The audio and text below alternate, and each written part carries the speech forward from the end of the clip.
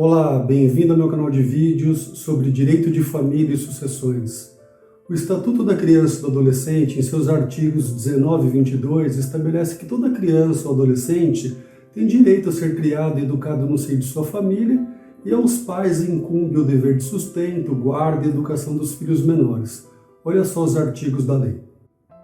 Artigo 19 é direito da criança e do adolescente ser criado e educado no seio de sua família e, excepcionalmente, em família substituta, assegurada a convivência familiar e comunitária em ambiente que garanta seu desenvolvimento integral.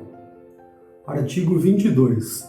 Aos pais incumbe o dever de sustento, guarda e educação dos filhos menores, cabendo-lhes ainda, no interesse destes, a obrigação de cumprir e fazer cumprir as determinações judiciais. Então, como você viu aqui comigo, a interpretação que se faz desses artigos de lei é que a legislação prevê o direito dos filhos e o dever dos genitores em prepará-los para a vida. E nessa seara, o abandono afetivo, em resumo, quer dizer a ausência dos deveres de sustento, guarda, educação do pai ou da mãe na vida do filho. Em outras palavras aqui, o genitor abdica de participar da educação, da criação e do desenvolvimento da prole, em violação aos artigos supracitados.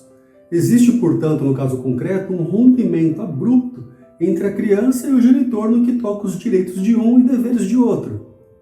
E esse tipo de comportamento praticado pelo genitor viola o superior interesse da criança ou do adolescente, segundo o entendimento do STJ, em um julgado que foi disponibilizado na imprensa oficial do Poder Judiciário em fevereiro de 2022. Olha só um trecho. Se a parentalidade é exercida de maneira irresponsável, negligente ou nociva aos interesses dos filhos, e se dessas ações ou omissões decorrem traumas ou prejuízos comprovados, não há impedimento para que os pais sejam condenados a reparar os danos experimentados pelos filhos, uma vez que esses abalos morais podem ser quantificados como qualquer outra espécie de reparação moral indenizável. Então, nesse julgado destacado na imprensa oficial do Superior Tribunal de Justiça, a terceira turma do STJ condenou o pai a pagar à filha uma indenização de R$30 mil. No entanto, esse tema abandono afetivo ainda causa divergência entre os operadores de direito, pois uma parcela de juristas entende que não haveria como quantificar a dor decorrente dessa falta de amor ou cuidado no âmbito da relação parental, razão pela qual não seria possível fixar uma indenização por danos morais.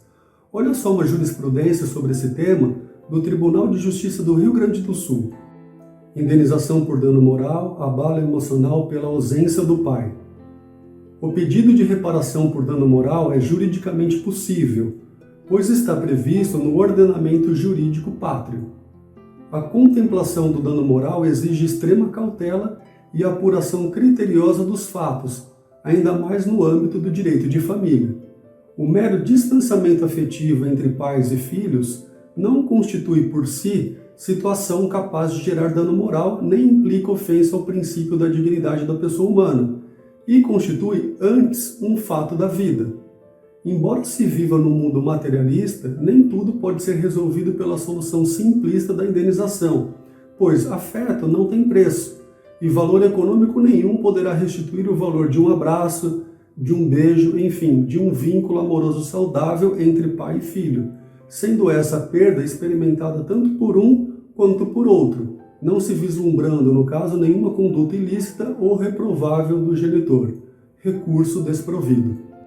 De todo modo, se o filho é vítima de abandono afetivo e você tem interesse em contratar um advogado para ajuizar uma ação de abandono afetivo, atente-se ao prazo prescricional, pois se o filho for maior de idade, o direito de ajuizar esse tipo de ação é de 3 anos, por força do artigo 206, parágrafo 3º, inciso 5º do Código Civil.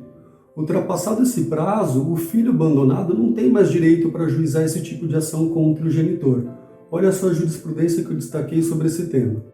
O prazo prescricional aplicável à pretensão condenatória decorrente de alegado abandono afetivo é, se consumado seu termo inicial na vigência do Código Civil de 1916, de 20 anos, e se em vigor o Código Civil de 2002, de 3 anos, respeitadas as regras de direito intertemporal, melhor dizendo, tendo por termo inicial em regra a data em que o filho atinge a maioridade e emancipação, pois não ocorre prescrição entre ascendentes e descendentes durante o poder familiar. Sentença mantida, recurso desprovido. Além disso, no âmbito do direito de família, nas relações familiares, para a configuração da responsabilidade civil, no caso de abandono afetivo, deve ficar comprovado nos autos a conduta omissiva ou comissiva do genitor quanto ao dever jurídico de cuidado com o filho. Além disso, também deve ficar comprovado o dano caracterizado pelo transtorno psicológico sofrido e o nexo causal entre o ilícito e o dano suportado.